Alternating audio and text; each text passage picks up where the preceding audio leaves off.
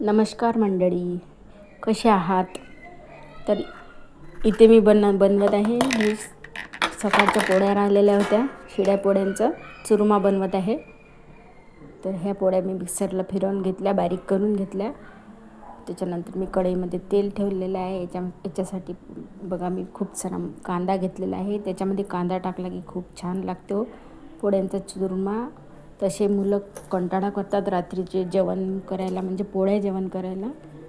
तर माझ्याकडे भाजी पण नव्हती ऑलरेडी, त्याच्यामुळे सॉरी, माझ्या बोलण्यात जर काही चूक होत असेल तर समजून घ्या. तर बघा आता याच्यामध्ये थोडीशी साखर टाकायची, त्याच्यामुळे चव येते मस्त. तर जाऊ द्या, आता दुसरं काहीतरी सांगते मी तुम्हाला पुढचं. बघा आता याच्यामध्ये शेंगदाणे टाकायचे.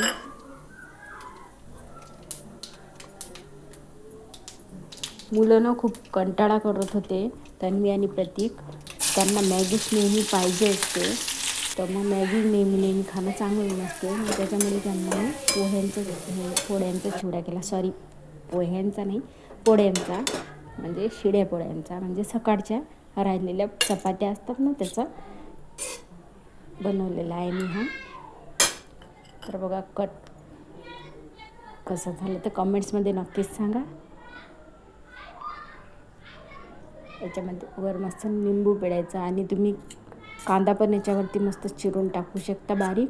असा आपला पोह्यांचा चिवडा छान तयार आहे. चुरमा, सॉरी मी चिवडा म्हणत आहे, चुरमा आपला तयार आहे. तुम्ही पण या खाण्यासाठी. तर कसा झाला म्हणजे तुम्ही पण करून बघा, तुम्हाला नक्कीच आवडेल. खूप छान लागतो. खूप दिवसांपूर्वी तर ही मॅगी म्हणजे काल पण खाल्लेली होती मॅगी. त्याच्यामुळे मग मी रोज काही मॅगी करत नाही. एखाद्या वेळेसच त्यांना देत असते. जास्त जर त्यांनी म्हटलं तर देते, नाही तर मग घरचंच काहीतरी करून बनवून त्यांना द्यावं लागते. कारण की नेहमी मॅगी खाणं चांगलं नाही म्हणून.